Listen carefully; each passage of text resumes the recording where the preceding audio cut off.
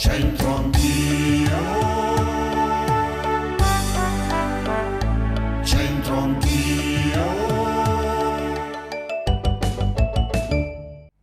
Di nuovo c'entro anch'io, secondo proverbio, seconda puntata, le mei strada ecia che senter Noel. Certo, i sentieri non si possono percorrere con la locomotiva alle mie spalle, però insomma, vediamo un po' che ne sanno i nostri amici che tra poco interroghiamo.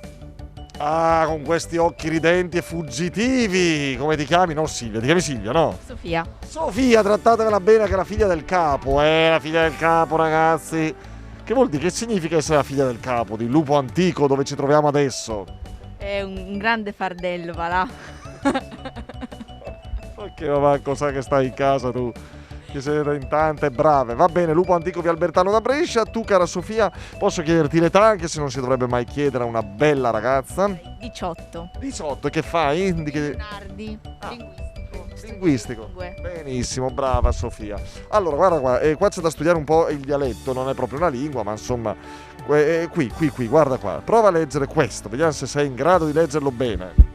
Le mei strada ecia che senter Noel. È giusto? Giusto. Lo sai pure spiegare, le mei strada ecia che senter Noel. Tu lo capisci un po' il dialetto? Allora, sì.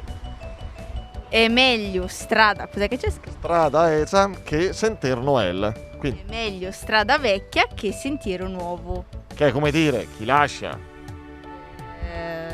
la valigia in stazione, no, sì. Non sa cosa incontra. Le forze giovani da Lupo Antico in via Albertano da Brescia, guarda qua che giù in notte, adesso siamo in compagnia di... Luca Soana, Luca, tu quanti anni hai? 18 freschi freschi, Ah, freschi proprio, appena tolti dal frigorifero. freschi dell'anno scorso. Già bassa. Che fai tu? Di che ti occupi? Che faccio? Faccio scienze umane, sono un filosofo fallito, però Perché è fallito? Ma no, ma la filosofia torna poi nella vita. bisogna crederci, bisogna crederci. Ma sì, ma torna poi. È importante la filosofia. Allora, guarda un po' Luca, prova a leggere qui il numero 2. Ok. Le mei strada ecia che senter Noel. Ragazzi, voglio dire... No, insomma, avessi sentito gli altri. Le mie strada ecia che senter Noel, quindi...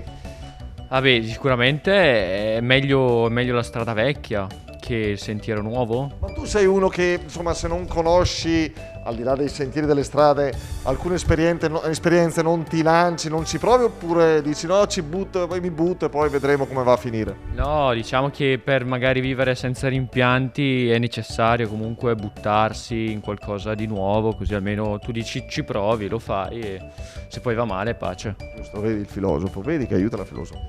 Allora, guarda un po' qua Davide, c'è questo proverbio, questo motto, questo detto dialettale da leggere, magari sicuramente l'hai sentito ancora nominare, questo. Le mei strada e ciò che senter Noel. Le mie strada ecia che senter Noel. Osti. Che significa le mie strada? È meglio seguire la strada. Strada vecchia che Sentiero un sentiero nuovo. nuovo, mai praticato, no? Quindi come si dice, no? Esatto. A te capita, mi è successo di vivere questo tipo di esperienza, insomma, di dire, che ne so, mi inizio questa nuova avventura, oppure, sai, chi lascia la strada vecchia per quella nuova.